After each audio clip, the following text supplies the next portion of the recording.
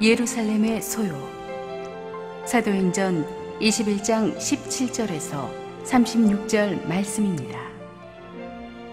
예루살렘에 이르니 형제들이 우리를 기꺼이 영접하거늘 그 이튿날 바울이 우리와 함께 야고보에게로 들어가니 장로들도 다 있더라.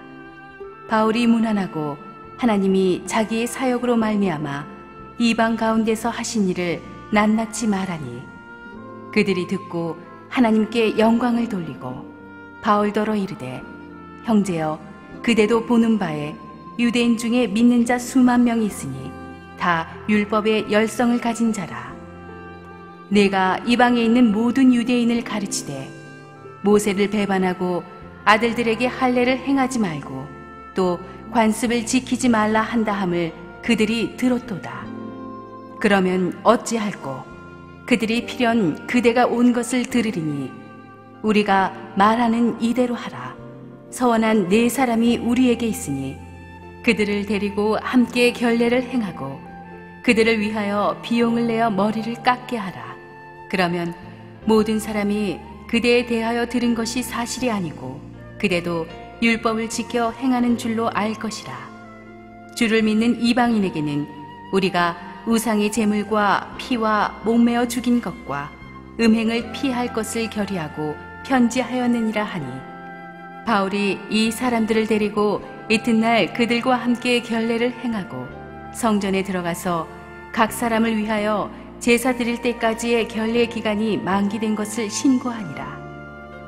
그 이래가 거의 참에 아시아로부터 온 유대인들이 성전에서 바울을 보고 모든 무리를 충동하여 그를 붙들고 외치되 이스라엘 사람들아 도우라.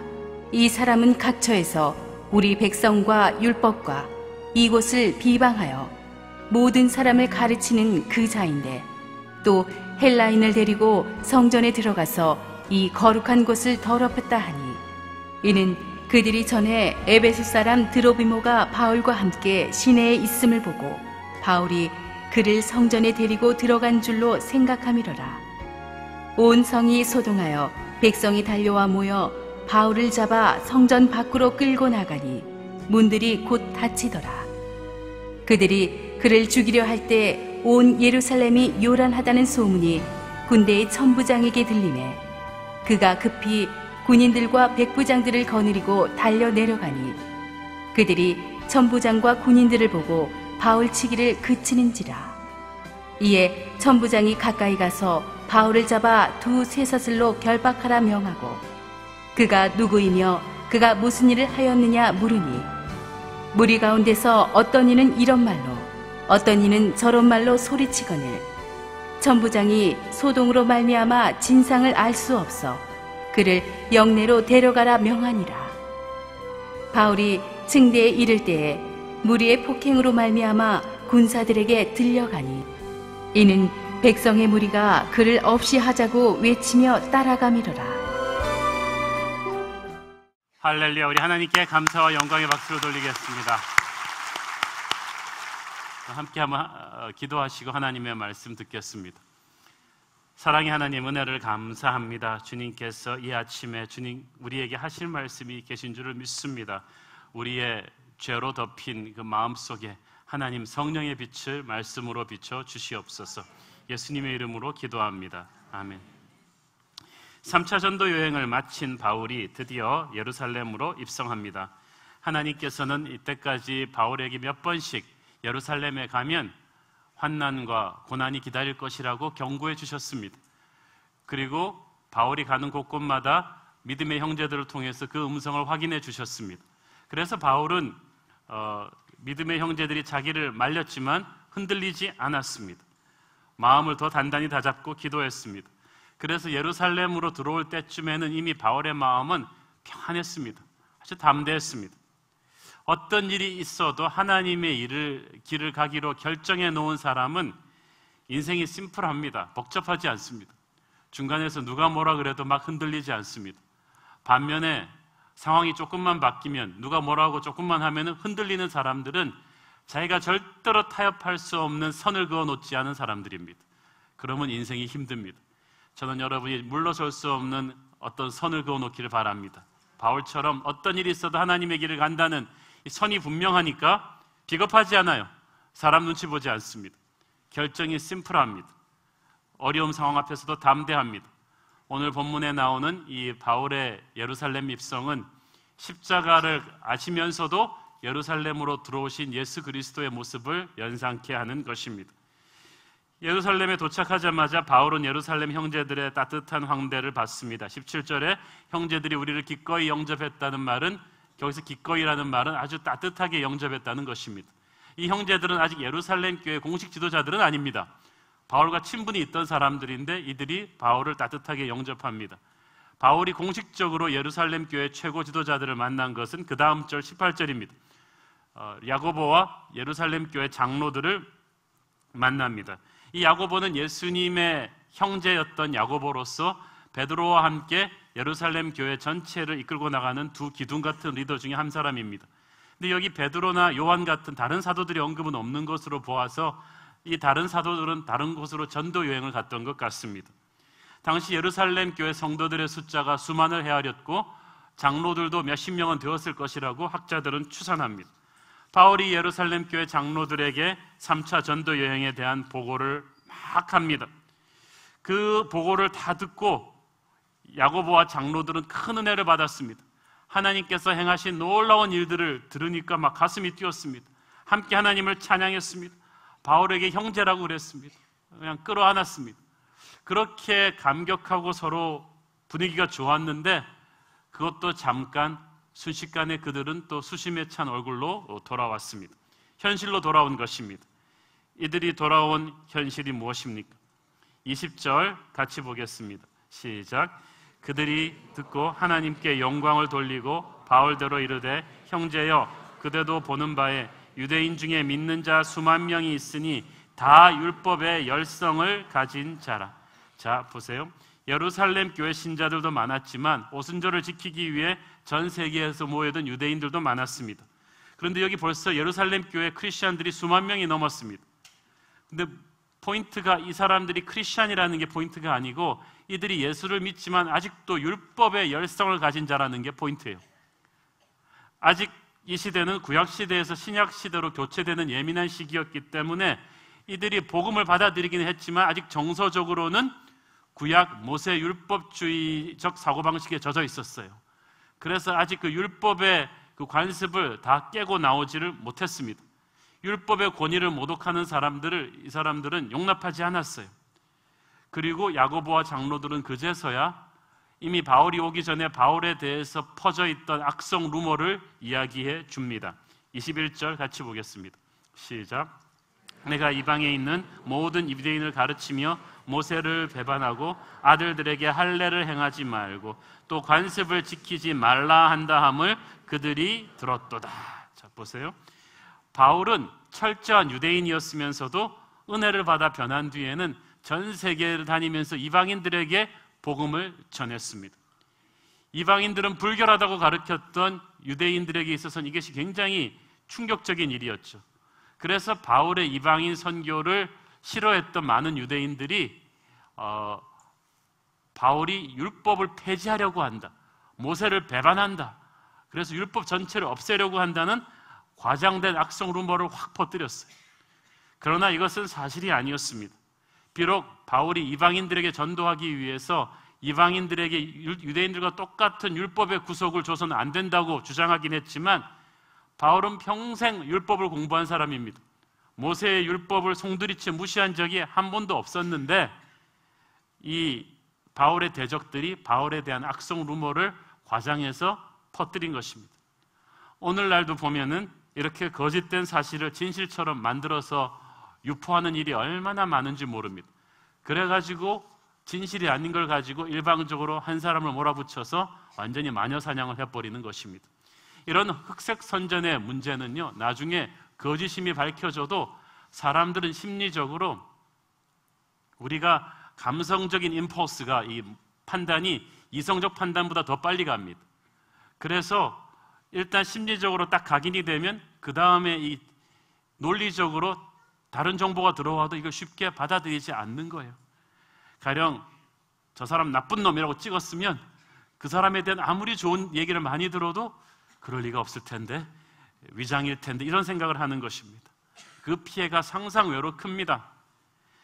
여러분, 연예인 타블로 학력 위조 사건 기억하시잖아요. 타블로가 스탠포드 대학교 안 나왔다. 그래가지고 사실 증명을 하다 못해서 스탠포드 대학교에서 직접 한국으로 편지 보내줬어. 타블로 재적 증명서, 성적 증명서. 근데 그게 왔는데도 안 믿겠다는 거예요. 와, 정말 한국 국민은 위대합니다. 스탠포드에서 다녔다는데 그거 못 믿겠다는 거지. 한번 비호감으로 찍힌다는 게 그렇게 무서워요.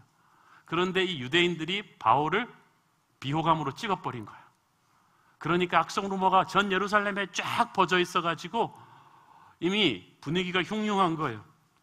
그 야고보와 예루살렘 교회 장로들은 바울의 3차 전도 여행의 간증을 들으면서 하나님이 이토록 놀라운 일들을 이방 교회에서 행하셨구나, 이 말을 들었는데도 은혜를 찬양하는 건 잠깐이고 걱정이 태산입니다. 이 바울에 대한 악성 루머가 이렇게 많이 번져 있는데, 게다가 오순절을 잔치하기 위해서 전 세계에서 유대인들이 예루살렘으로 왔는데, 이 바울에 대한 악성 루머에 동조해서 이 군중이 흥분하면 바울이 큰일 나잖아요. 바울의 안위도 걱정되지만 바울과 엮이면 자기 자신들도 안전하지 않겠다는 그런 두려움이 든 거예요. 그러니까 어찌할꼬, what shall we do? 그 걱정이 든 것입니다. 여기서 보면 예루살렘 교회 지도자들이 너무나 사람을 두려워하고 있는 것을 볼 수가 있습니다. 20년 전 예루살렘 교회가 처음 오순절에 불같은 성령을 체험하고 폭발적인 성장을 할 때는 이렇지 않았습니다. 그때도 상황은 어려웠어요. 그때도 율법주의자들이 더 강했어요. 그래서 유대 지도자들에 의해서 사도들이 다 투옥됐습니다. 그러나 교회가 한 덩어리가 돼서 기도해서 그들은 그 핍박을 이겨냈습니다. 그래서 그 성령 충만한 교회의 권위를 오히려 종교 지도자들이 무서워했습니다. 그러나 20년 만에 예루살렘 교회가 변해 있었어요. 그 영적인 담대함이 사라져버린 거예요. 예루살렘 교회 밖에서는 놀라운 일들이 일어나고 있었죠. 예루살렘 교회 밖에 있던 바울은 아시아와 유럽 곳곳에서 부흥과 병치료와 성령 충만한 일들을 많이 해가지고 예루살렘 교회에 와서 풀어놓는 간증 보따리가 엄청났는데, 정작 예루살렘 교회 안에 남아있던 사람들은 모두가 위축되어 있었습니다. 바울보다 먼저 성령 받았던 사람들도 그랬습니다. 기적과 부흥 대신 침체되어 있었고 사람의 눈치를 보고 있었던 거예요. 한마디로 영적 야성이 죽어버린 것입니다. 여러분, 폼 잡는다고 다 되는 게 아니에요. 경건의 모양이 아니라 능력이 중요합니다. 컨텐츠가 없는 껍데기 얼마나 비참합니까? 야성이 없는 사자, 밀림의 제왕으로서 포효해야 될 사자가 그 야성을 잃어버리면 어떻게 되는지 아세요? 용인 에버랜드에 가면 그걸 잘 볼 수 있습니다. 그 용인 에버랜드 맹수들이 있는데 사파리 타보셨습니까? 그 사파리를 타고 들어가면은 밀림의 왕 사자, 그리고 산천초목을 떨게 한다는 호랑이, 곰 다 있는데요. 거의 그 아이들 수준이 거의 우리 집 강아지 수준입니다. 아주 얌전하게 앉아가지고 벌러덩 누워가지고 관광객들이 한테서 재롱을 떨며 완전히 덩치만 컸지 야성이 없어요. 그래가지고 우리 안내하는 안내인이 이 동물들을 마치 동네 강아지 다루듯이 그렇게 해요. 그래서 곰들이 막 가서 수영하는 그 풀장을 뭐라 그러냐 그랬더니 곰탕이라고 그러는데 그걸 보니까 너무 한심한 거 있죠. 사자도 그게 사자가 우리가 영화에서 봤던 라이언 킹이 아니란 말이에요. 사자의 위험이 떠나버린, 야성이 죽어버린, 세렝게티 초원이 아닌 울타리 안에 갇혀버린 사자는 이미 야성이 죽어버립니다. 그는 사자가 아닙니다. 교회도 그렇습니다. 성령 체험을 가장 먼저 했던 예루살렘 교회, 불같은 능력으로 예루살렘 전체를 뒤흔들었던 예루살렘 교회의 영적인 야성이 죽어버린 거예요. 첫사랑을 잃어버린 거예요. 그러니까 아무것도 아니에요. 사람들 눈치 보느라고 벌벌 떠는 것입니다. 그러므로 우리가 영적으로 살아있으려면 멍하니 제자리에 앉아있으면 안 돼요. 물은 고여 있으면 썩게 마련이거든요. 흘러가야 돼요. 그래서 진정한 사도행전적 교회가 되려면 움직여야 합니다. 산에서 얼어 죽지 않으려면 계속 몸을 움직여야 하듯이 우리가 말씀대로 순종하며 몸을 움직여 사역을 해야 돼요. 교회에서 영적으로 시험 드는 사람들은 100% 사역 안 하는 사람들입니다. 헌금 안 하고 자기 몸 안 쓰고 마음 안 쓰고 기도하지 않는데, 그렇게 교회에서 하는 어떤 일에도 여러분이 헌신하지 않는데 여러분이 영적으로 병 안 드는 게 기적입니다. 여러분은 그래서 물만 먹고 가지요, 그렇게 예배만 참석하고 제 눈을 피해서 확 달아나는 그런 신앙생활 하지 마시고 말씀대로 순종하며 몸을 움직이셔야 돼요. 선교를 하시고 아우리치를 하고 세상 속에 뛰어들어가서 전도하시고 성경 공부하시고 구제 봉사를 하시고 어떻게든 여러분의 지갑을 털고 마음을 털고 몸을 써서 하나님의 일을 해야 되는 것입니다. 그래야 영적인 야성이 살아납니다. 그렇지 않은 사람들은 사탄의 보기에 마치 용인 에버랜드의 울타리에 갇힌 야성을 잃어버린 그런 사자와도 같습니다. 예루살렘 교회 사람들은 예루살렘 교회 울타리 안에만 머물러 있었기 때문에, 전도하지도 선교하지도 않았기 때문에 경직되어 버렸어요. 야성이 죽어버렸어요. 능력이 없어졌어요. 그래서 그들이 영적인 권위로 다스려야 될 사람들을 오히려 무서워하고 눈치를 보고 있었습니다. 교회는 민심을 살피는 민주주의가 아닙니다, 여러분. 교회가 민심을 살펴서 설문조사에서 민주주의로 했으면 절대 출애굽한 이스라엘 백성들은 약속의 땅에 들어가지 못했습니다. 99%가 이집트로 되돌아가자고 투표했는데, 그러나 교회는 영적인 권위로 다스리는 곳입니다. 예루살렘 교회 안에 처음부터 그 갈등이 있었어요. 유대인 율법주의자 크리스찬도 있었고 이방인들도 있었지만 20년 전에 예루살렘 공의회라는 회의를 열어서, 사도행전 15장에서 회의를 열어서 반대에도 불구하고 베드로가 나오고 야고보가 나오고 바울이 나와서 영적 지도자들이, 여러분들이 전통적으로 이렇게 율법을 중시해왔지만 하나님은 더 크신 분이다, 열방을 향해서 나가야 된다, 이방인 선교를 하기 위해서는 유대인들만이 지킬 수 있는 이 율법적인 굴레를 그들에게 가르칠 수 없다. 그래서 율법의 정신인 하나님의 사랑과 십자가의 복음은 전하되 이 율법의 구속은 이방인들에게 주지 말자, 그 결정을 한 거예요. 그때도 반대하는 사람 많았지만 영적인 능력과 권위로 옳은 길을 간 것입니다. 하나님의 교회가 그렇습니다. 교회도 사람이 모인 이상 반대는 항상 있죠. 그러나 하나님의 은혜가 충만하고 리더십이 하나님의 거룩한 권위 안에 딱 붙들려 있으면 모든 인간적인 소리들을 하나님의 영광으로 덮고 교회는 앞으로 전진하는 것입니다. 저는 우리 새로운 교회가 민주적인 교회가 아니라 신본주의적 교회가 되기를 바랍니다.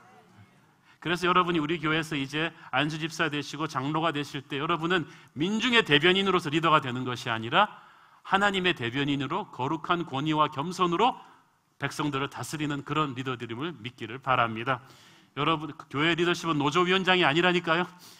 하나님의 기도와 교제를 통해서 하나님의 뜻을 사람들에게 전달하고 어렵더라도 그 뜻대로 사람들을 끌고 가는 게 영적 리더십입니다. 그러나 유대파 크리스천들이 20년 세월이 흐르면서 예루살렘 교회가 점점 핍박과 또 이기주의로 물들면서 생명력을 잃어가니까 이들이 예루살렘 교회의 힘을 잡은 거예요. 교회가 영적인 은혜가 떨어지면요, 항상 정치적인 사람들이 붙잡고 흔들게 되어 있습니다. 교회가 시험 들고 분열하고 정치 냄새가 많이 나는 교회는요, 그 전에 은혜가 떨어졌을 거예요. 사람은 같은 강을 두 번 건너지 못한다는 말이 있습니다. Man cannot cross the same river twice.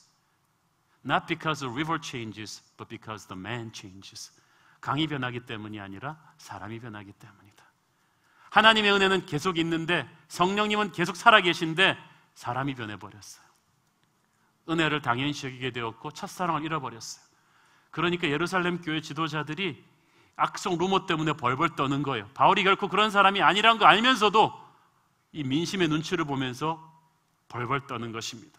그래서 예루살렘 교회 지도자들이 이 상황을 타개하기 위해서 아주 인간적인 해법을 제시합니다.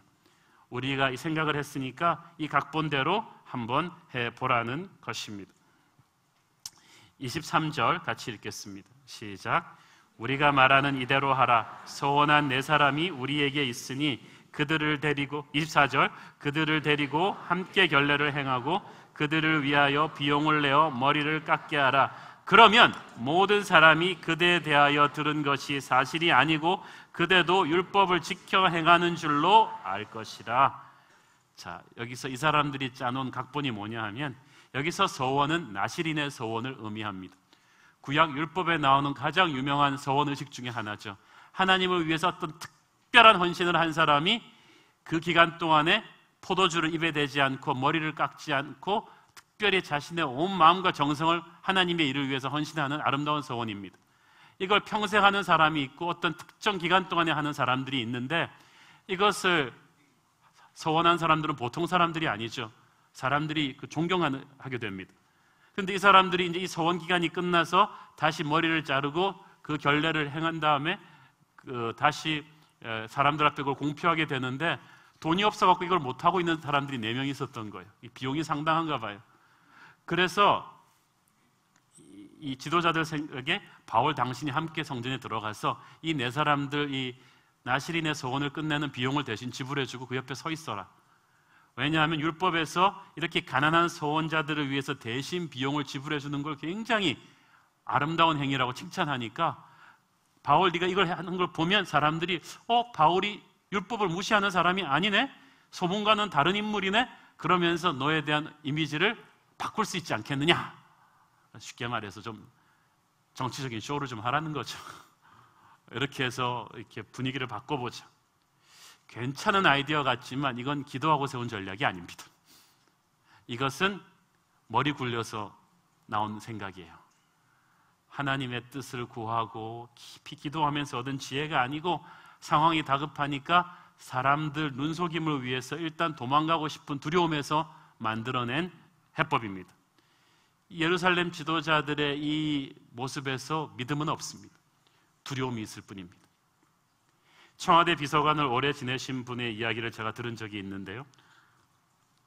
이분이 우리나라 청와대 대통령 직속 비서관이었으니까 오래 하셨으니까 우리나라 아주 총리서부터 밑에 사람까지 그냥 고위공직자들 수없이 많이 봤을 거 아니겠어요? 공통점 전부 다 두려움의 노예라는 거죠. 우리는 뭐 장관이 되고 총리가 되고 뭐 이렇게 뭐 국정원장이 되면은 뭐 큰일을 할 것 같죠? 그런데 전부 다 겁장이들이라는 거예요. 안에 들어가면 폼은 잡는데요, 결정적인 때 결정해야 될 때 다들 결정을 못하고 몸을 사린대요. 왜냐하면 책임지기 싫어서. 이 사람들에게는 정의를 위하고 국민을 섬기고 옳은 일을 하는 게 중요한 게 아니에요. 자기가 안 다쳐야 돼요.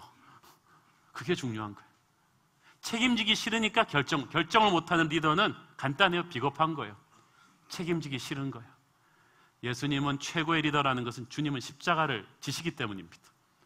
자기 십자가를 지고 나를 따르라는 말은 주님께서 여러분의 삶 구석구석에서도 크리스찬들은 세상 리더와는 달리 비겁하지 말아라. 크리스찬들이 청와대에 들어가면 그는 대통령의 부하가 아니라 예수의 제자인 것이다. 사람 눈치 보지 말아라. 평생을 해먹을 것도 아니면서 당당하게 기도하고 결정해라. 그리고 책임져라. 십자가를 져라. 욕먹을 각오를 해라. 그리고 정의의 길을 가라. 사랑의 길을 가라. 이게 크리스천 리더십인데 세상의 지도자는 그렇지 않다는 거예요. 그리고 교회 지도자도 영성이 떨어지면 세상 지도자 같이 똑같이 돼요. 기도하고 담대히 나가는 게 아니고 사람들 눈치를 봐요. 야, 인터넷에서 악플들 올라왔니? 설문조사에서 뭐라 그래? 민심이 어때? 이거 생각하고 있는 거죠. 여러분, 모세가 민심 살폈으면 이스라엘 사람들 이끌고 약속의 땅 들어갔겠어요? 민심이 집단으로 죄인인데, 민심이 집단으로 하나님 거역하는데, 하나님의 사람은 사람을 두려워하지 말아야 합니다. 그런데 예루살렘 교회 지도자들은 지금 사람들이 두려워서 이렇게 자꾸 인간적인 계산으로 아이디어를 내고 있어요. 이것을 하나님은 슬퍼하십니다. 이사야서 51장 12절 보겠습니다. 시작. 이르시되 너희를 위로하는 자는 나 곧 나이니라. 너는 어떠한 자이기에 죽을 사람을 두려워하며 풀같이 될 사람의 아들을 두려워하느냐. 사랑하는 여러분, 사람을 두려워하지 마세요. 하나님의 사람은 사람을 두려워하면 안 됩니다. 하나님의 사람이라고 하지 말든지 그러면 괜찮아요. 여러분이 사람의 아들이면 사람을 두려워하세요. 그러나 여러분은 사람의 아들이 아니라 하나님의 사람입니다. 그리고 여러분이 두려워해서 아무리 비위 맞춰 본들 그 사람들이 여러분 순식간에 등 돌릴 수 있습니다. 평생 여러분을 책임질 분은 하나님뿐입니다. 두려워하지 마십시오. 계속해서 25절 함께 읽겠습니다. 시작. 주를 믿는 이방인에게는 우리가 우상의 제물과 피와 목매어 죽인 것과 음행을 피할 것을 결의하고 편지하였느니라. 이게 무슨 소리냐면요, 20년 전에 예루살렘 1차 공의회에서 결정했던 내용이에요. 야고보를 비롯한 장로들도 다 승인하는 표를 찍었던 내용인데, 이방인들한테는 이 율법의 이런 까다로운 규례들을 싹 다 요구하지 말고 그냥 우상의 제물과 피로 목매어 죽인 것과 음행을 피하는 것, 그 정도만 동의하게 하라. 나머지는 자유함을 주고 십자가 복음만 전하라고 그 사람들이 도장 찍어준 아이디어였다는 거예요. 이 이야기를 야고보가 지금 하는 이유가 뭐겠어요? 우리도 그때 그 결정 같이 했다, 인정한다, 우리도 그것이 옳은 줄은 안다. 그렇지만 지금은 세상이 바뀌지 않았냐, 반대 세력이 너무 극심하니 우리가 좀 어느 선에서 타협해야겠다. 좋은 게 아니냐. 그러니까 영성이 떨어지니까요, 머리로는 이게 아닌 걸 알면서도 몸은 이걸 하고 있는 거죠. 머리로는 하나님의 길을 가야 됨을 알면서도 영성이 떨어지니까 담대함이 떨어져서 몸으로 하고 있는 건 정치적인 타협이에요. 이게 인간입니다. 하나님이 아니라 세상을 더 의식하기 때문입니다. 여러분은 두려움의 노예가 되었습니까? 자꾸 정치적인 타협을 하고자 하십니까? 강하고 담대하기를 바랍니다. 그런데 26절을 보니까 희한하게 바울이 이들의 제안대로 하기로 동의한 거예요. 바울은 이런 사람 아니잖아요. 바울은 고집이 대단한 사람입니다. 죽음을 두려워하지 않는 사람입니다. 그런데 바울이 왜 이 아이디어를 받아들였을까요? 바울의 타협에는 이유가 있어요. 바울은 이렇게 목회할 때나 전도할 때 상대에 따라서 문화적인 접근법을 다르게 해야 된다는 것을 알고 있는 사람입니다. 고린도전서 9장 20절 보겠습니다. 시작. 유대인들에게 내가 유대인과 같이 된 것은 유대인들을 얻고자 함이요, 율법 아래에 있는 자들에게는 내가 율법 아래에 있지 아니하나 율법 아래에 있는 자 같이 된 것은 율법 아래에 있는 자들을 얻고자 함이요, 율법 없는 자에게는 내가 하나님께는 율법 없는 자가 아니요 도리어 그리스도의 율법 아래에 있는 자이나 율법 없는 자와 같이 된 것은 율법 없는 자들을 얻고자 함이라. 약한 자들에게는 내가 약한 자와 같이 된 것은 약한 자들을 얻고자 함이요 내가 여러 사람에게 여러 모습이 된 것은 아무쪼록 몇 사람이라도 구원하고자 함인. 이게 포인트예요. 바울은 하와이에 가서 전도했으면 아마 반바지 입고 샌들 끌고 설교했을 거예요. 뉴욕 맨하탄에서 엽비들한테 전도할 때는 신사복 입고 설교했겠죠. 10대들한테 설교할 때는 이렇게 무릎 찢어진 청바지 입고 풍선껌 불면서 이렇게 전도했겠죠. 중요한 거는 이 모양이 아니라 그 대상에 맞게 접근하는 옷을 언제든지 바꿔 입을 수 있다는 거예요. 바울에게는 가장 중요한 것은 그리스도였어요. 복음이었어요. 그걸 위해서 다른 모든 것은 다 양보할 수 있었던 거예요. 아까 말씀드렸죠. 타협할 수 없는 그 한 가지가 있다면 다른 모든 건 중요하지 않다. 바울에게는 어떤 옷을 입고 어떤 차를 타고 이런 게 중요하지 않았어요. 그리스도가 중요했습니다. 유대인이건 헬라인이건 복음을 듣고 구원받는 것이 중요했습니다. 그래서 유대인들에게 갈 때는 바울이 그 율법을 굉장히 존중하는 모습을 보였고, 헬라인에게 갈 때는 율법을 강조하는 것이 아니라 은혜를 강조하면서 이방인들에게 가장 맞는 접근법을 썼던 것입니다.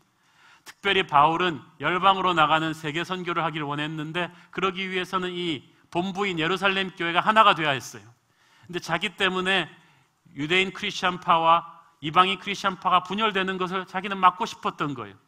이렇게 좀 정치적인 쇼를 해서라도 그 오해를 종식시키고 이 예루살렘 교회가 하나가 될 수 있다면, 그래서 함께 이방인 선교로 나갈 수가 있다면 바울은 좋겠다고 생각한 거예요. 그래서 바울도 이 예루살렘 교회 지도자들의 정치적인 타협 안에 그냥 동의한 거죠. 바울은 선한 동기에서 했지만 이것이 나중에 의외의 사태로 풀리게 됩니다. 바울이 이제 들어가서 26절에 이제 성전에 들어가서 계획대로 사람들 보는 데서 이 네 사람의 서원을 행하고 그 값을 지불해주고 그거 하는데 7일이 걸려요. 7일이 거의 다 지날 무렵에 사람들이 진짜 각본대로 바울이 정말 율법을 존중하는 사람이구나 그러면서 모든 것이 각본대로 잘 풀리려고 하는 찰나에 다 된 밥에 재 뿌린다고 마지막 7일째 사건이 터졌어요. 이렇게 27절에 보니까 아시아로부터 온 유대인들이 성전에서 바울을 발견했다고 했어요. 그리고 소리를 지르기 시작했습니다. 왜 소리를 질렀느냐? 28절 보세요. 시작. 외치되 이스라엘 사람들아 도우라. 이 사람은 각처에서 우리 백성과 율법과 이곳을 비방하여 모든 사람을 가르치는 그자인데 또 헬라인을 데리고 성전에 들어가서 이 거룩한 곳을 더럽혔다 하니. 그러니까 이 사람들이 이런 거예요. 바울에 대한 선입관을 이렇게 율법을 무시하는 사람이라는 선입관을 가진 사람들이 이제 바울이 율법대로 이 서원 행하는 걸 보고 이 선입관을 버리려고 하는 찰나에 어떤 일이 있었냐 하면은 이 아시아에서 온 유대인들이 바울을 보고 지금 이스라엘 사람만 데리고 들어올 수 있는 이 성전의 뜰 안으로 이방인을 데리고 왔다는 거예요. 헬라인을. 근데 사실이 아니거든요. 그런데 왜 이런 말을 하게 됐냐 하면 29절에 나옵니다. 시작. 이는 그들이 전에 에베소 사람 드로비모가 바울과 함께 시내에 있음을 보고 바울이 그를 성전에 데리고 들어간 줄로 생각함이로라. 저기 며칠 전에 바울의 예루살렘 시내안을 에베소에서 같이 온 동역자 드로비모와 같이 다니는 것을 이 사람들이 본 거예요. 그 시내에 다니는 것을 보고 안 그래도 바울이 미우니까 저 바울 뭐 하는 거야 그러는데 보니까 헬라인 사람 같이 옆에 붙었잖아요. 그래 뭐 헬라인 사역하니까 저럴 수도 있겠지. 며칠이 지나서 이방이 그 성전 안에서 또 바울을 본 거예요. 그런데 분명히 성전 안에는 바울이 그 이방인 친구를 데리고 들어가지 않았음에도 며칠 전에 같이 있던 걸 본 게 입력이 돼가지고 바울이 당연히 여기도 데리고 들어왔으려니 율법을 모독하는구나. 그러면 그렇지 이건 다 쇼였어. 감히 이방인을 이 유대인들만이 들어오는 뜰에 데리고 들어오다니. 그러면서 막 화가 터진 거예요. 그래서 이 사람이 지금 이방인을 데리고 들어왔다. 이게 사실이 아닌데도 고함을 지르니까 청중들은 이미 바울이 이방인 선교를 한다는 걸 악성 루머를 통해서 많이 알고 있잖아요. 그리고 율법을 폐지하려 한다는 걸 알고 있으니까 이 말을 듣고 그래 역시 바울은 율법을 무시하는 사람이야 그러면서 그냥 순식간에 선동이 된 거예요. 여러분 군중을 선동하는 게 어려울 것 같은데 의외로 쉬워요. 순식간에 막 폭동이 일어납니다. 모두 고함을 치면서 한꺼번에 달려들어 바울을 때립니다. 여러분 군중한테 집단 구타당해보는 것이 얼마나 힘듭니까? 사람이 일단 나쁜 선입관을 갖고 있으면 이렇게 돼요. 조금만 의심스러운 상황이 보이면 아주 자세한 상황 파악도 안 해보고 그래 혹시나 했더니 역시 나였어. 저 사람 나쁜 사람이야 라고 딱 결론이 나는 거죠. 사실이라서 그렇게 믿는 게 아니라 그렇게 믿고 싶으니까 사실로 몰아가는 것입니다. 바울을 미워하는 유대인들이 그랬습니다. 사실이 아닌 그 선동 소리에 이미 이성을 잃고 그들은 달려들어 바울을 죽이듯이 때렸습니다. 그런데 이렇게 허처구니 없는 집단 심리로 폭행을 저지르는 일들이 오늘날 사회에서도 많이 일어나고 있습니다. 이란계 미국인 감독 사이러스 노라스테가 감독한 영화 더 스토닝이라는 그 영화가 있었습니다. 이것은 1986년도에 이란의 작은 마을에서 실제로 일어났던 스토리를 가지고 만든 영화입니다. 그 마을에 스토라야라는 4명의 아이를 키우는 아주 평범한 주부가 살았습니다. 스토라야는 그렇게 착하고 아름다운 주부였는데 그 남편은 정말 남봉꾼 같은 사람이고 툭하면 아내를 때리는 사람이었습니다. 그 남편이 14살 난 소녀와 결혼하기 위해서 아내에게 이혼해달라고 말했습니다. 그런데 아내가 이혼해 줄 것을 거부했습니다. 그랬더니 남편이 이 아내가 불륜을 저질렀다고 누명을 씌운 거예요. 그래서 마을 재판을 열었습니다. 마을 재판이 열리기 전에 이 남편이 재판부의 그 핵심 요인들을 가서 구워 삶는 거예요. 근데 구워 삶는 방법이 다양합니다. 왜냐하면 그 마을의 지도자들 전부 어딘가가 다 구린 데가 있었거든요. 그래서 전과자라는 약점을 지닌 성직자한테 가서는 네 과거를 폭로하겠다 하고 협박을 하고, 또 우유부단한 이장한테 가갖고 또 이렇게 얘기를 하고, 또 남의 뇌물을 받은 경찰서장한테 가서 또 이렇게 얘기를 하고, 그래가지고 어딘가 구린 데가 있는 사람들을 다 이렇게 남편이 다 사전 공작을 해서 재판부가 이 죄 없는 여인의 불륜을 그냥 사실로 판결하게 만들어 버렸습니다. 그런데 더 황당한 것은 어저께까지 친한 이웃으로 지냈던 마을 사람들이 그 재판부의 말을 믿고 이 여자가 불륜을 저질렀다고 그냥 믿은 거예요. 그래가지고 동네 한복판에서 돌을 던져서 공개 처형합니다. 그리고 위대한 신 알라의 이름으로 정의를 집행했다 하면서 자신을 합리하는 모습. 여러분, 그것이 그런데 그 이란에서만 일어나는 일이겠습니까? 오늘날 우리 사회에서도 사안의 진위를 제대로 판단해 보지도 않고 인터넷 댓글만 보고 어떤 매스컴의 보고만 듣고 어떤 사람들의 말만 믿고 집단 심리에 휩쓸려서 집단으로 한 명을 바보 만들어 버리고 왕따시키고 죽여버리는 일들이 곳곳에서 일어나고 있습니다. 어떻게 보면 우리도 그런 비겁한 동조자들일 수도 있겠습니다. 어쨌든 바울에 대한 오해를 풀게 하려던 장로들과 바울의 계획은 결국 실패로 돌아가고 말았습니다. 실패한 정도가 아니라 타오르는 불에다가 기름을 끼얹는 결과가 나오고 말았죠. 결국은 바울은 맞아 죽을 뻔하다가 간신히 살아나서 체포됩니다. 결국 여기서 우리는 무엇을 배웁니까? 사안이 아무리 급해도 사람의 눈치를 살피기 위해서 세상과 함부로 타협해서는 안 된다는 것입니다. 문제의 원인을 굳이 따지자면 바울에 대한 오해를 풀기 위한 예루살렘 교회 지도자들이 짜놓은 어설픈 그 각본이 그게 안 먹힌 거예요. 여러분, 하나님의 사람들이 정치적인 책략을 쓰면 안 먹히는 거 있죠. 정치적인 책략은 세상 사람들이 쓰는 거예요. 하나님의 사람들이 서투르게 그거 따라하다가 반드시 걸립니다. 희한해. 크리스찬은 사기치면 빨리 걸려요. 크리스찬은 거짓말하고 세상 사람들처럼 살면 반드시 걸리게 돼 있어요. 비록 선한 동기에서였다 할지라도 하나님의 사람은 기도하며 하나님의 뜻을 구해야지 인간적으로 너무 머리를 빨리 돌려서 해법을 만들면 안 됩니다. 그것은 썩은 동아줄이 될 것입니다. 상황이 훨씬 더 어려워졌습니다. 성난 군중들이 바울을 집단 구타하는 그 상황이 조금만 더 오래 갔으면 바울은 죽었을 거예요. 그런데 다행히 32절에 로마 군인들이 몰려와서 이 청중이 딱 구타를 그칩니다. 그때만 해도 로마 공권력이 무섭잖아요. 우리나라 같으면 경찰이 온다고 사람들이 멈췄을 것 같지 않아요? 요즘 막 경찰도 때리잖아요.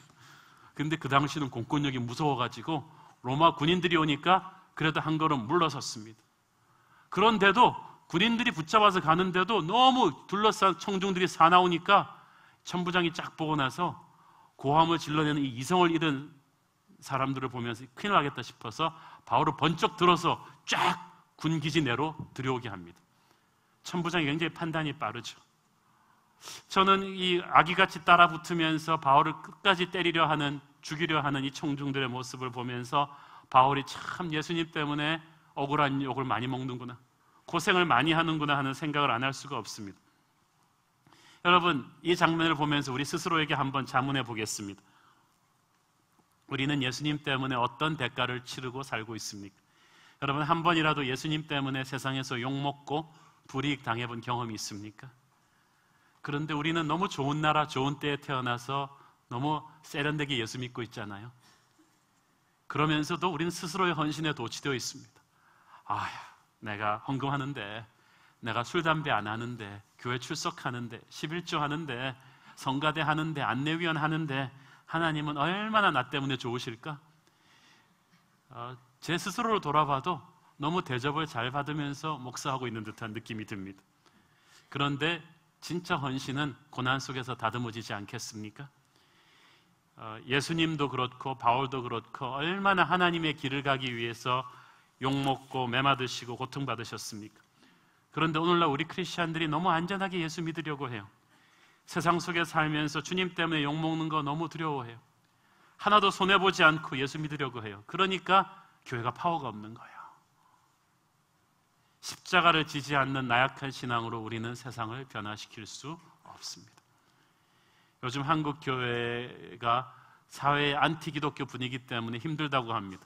저는 이게 힘든 게 아니라고 생각합니다. 저는 오히려 지금이 주님의 길을 가려는 우리의 각오를 다지고 우리의 신앙을 아름답게 하는 좋은 기회라고 생각합니다. 비겁한 자는 떠나라고 하십시오. 하나님의 사람은 그래, 지금부터 내가 욕을 먹겠다. 한국 교회와 함께 십자가를 지겠다. 주님과 함께 십자가를 지겠다. 주님은 나 같은 죄인을 위해서 십자가를 지셨는데 나는 왜 주님의 이름을 부끄러워하는가? 그런 각오와 헌신이 저와 여러분에게 있게 되기를 바랍니다. 이 모든 상황이 벌어지는 동안 우리는 예루살렘 교회 지도자들이 비겁하게 도망가 있었다는 것을 보게 됩니다. 사실 이게 야고보랑 예루살렘 교회 지도자들 아이디어대로 따라하다가 지금 바울이 이렇게 된 거잖아요. 몰랐을까요? 바울이 이 고생할 때? 바울이 아마 청중들한테 테러 당하고 있었을 때 아마 그 자리에 있었을 거예요. 그리고 예루살렘 교회 유대인 크리스천들 수만 명인데 아무것도 나서질 않아요. 제대로 하려면 야고보나 장로들이라도 달려들어서 바울을 감싸면서 이러지 마세요. 바울은 그렇게 율법을 무시하는 사람이 아닙니다. 율법을 존중한다는 걸 보여주기 위해서 이렇게 한 거예요. 우리와 같은 생각입니다. 그러고 목숨을 걸었어야 되는데 비겁하게 전부 다 도망가 버렸어요. 겟세마네 동산에서 체포되는 주님을 놔두고 도망갔던 베드로와 제자들처럼 평소에는 큰 소리 뻥뻥 쳤죠. 내가 주님을 위해서 죽겠습니다. 환난 당하니까 다 도망가 버려요. 여러분은 환난 앞에서 도망가는 크리스천이 되겠습니까? 아무도 목숨을 걸고 뛰어들어 책임지지 않았어요. 바울을 지켜주지 않았어요. 함께 해주지 않았어요. 이것이 인간입니다. 여러분이 가장 사람이 필요할 때 여러분이 믿었던 사람이 등 돌리죠. 내 옆에 가장 어렵고 힘들 때 내 옆에 사람이 없어요. 제가 아는 분은 평소에 남한테 참 많이 베풀어 주던 분이었는데 이분이 사업이 어려워지니까 이분 전화를 안 받더래요. 그토록 자기한테 은혜를 받았던 사람들이. 세상이 그렇게 냉정합니다. 인간이 악하기 때문이라기보다는 약하기 때문입니다. 최근 매스컴에서 계속 보도되고 있는 학교폭력 사태에서 우리를 충격에 모는 것은 무엇입니까? 그것은 정신지체와 같은 나약한 아이를 도와주지는 못할 망정 7, 8명의 친구들이 왕따를 시키고 폭행을 하는데 이것을 지켜보는 다른 친구들이 말리지 않는다는 거예요. 오히려 친구도 떨어진대요. 왜냐하면 이 아이와 친하다는 게 드러나면 같이 왕따 당할까 봐 그냥 비겁하게 지켜보고 있는 다수라는 거죠.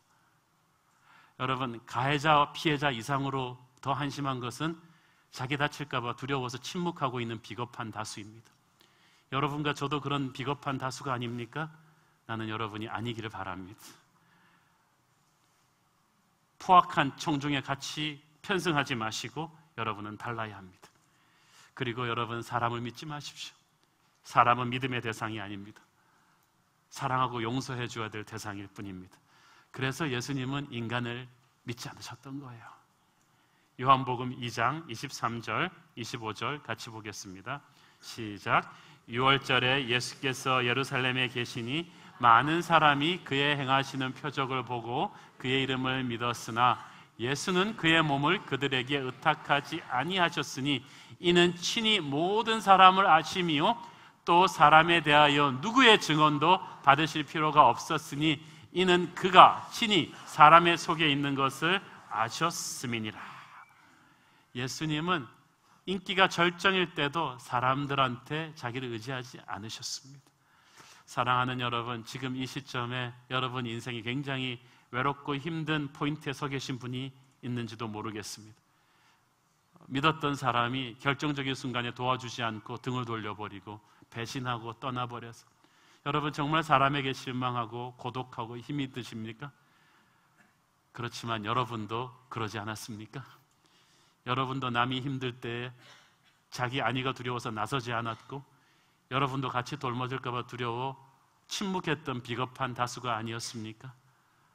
사람에 대해서 원망스러운 마음이 들 때 여러분 자신도 그런 모습이 있었다는 것을 인정하십시오. 그래서 자신을 포함해서 인간을 믿지 마십시오. 그래서 하나님을 바라보고 나가야 되는 것입니다. 어쨌든 바울은 체포됐습니다. 로마군에 체포돼서 그때부터 이것저것 끌려다니면서 6개월, 1년이 가까이 죄수로 살아야만 했습니다. 그러나 이 고난은 저주가 아니었습니다. 바울은 어쨌든 이렇게 해서 로마로 가게 되기 때문입니다. 바울이 당한 고난은 로마로 가기 위한 고난이었어요. 이게 중요합니다. 바울은 최선을 다했단 말이에요. 하나님의 음성을 듣고 최선을 다했고, 비록 그 유대인 지도자들, 예루살렘 교회 지도자들의 정치적인 타협 안에 예스하긴 했지만 바울은 선한 동기에서 했습니다. 최선을 다해서 살았는데 이런 사건이 터져버린 거, 이걸 보고 재수 없다 이렇게 얘기하면 안 돼요. 하나님의 사람에게는 재수 있고 없고가 아니라 하나님의 섭리가 행할 뿐입니다.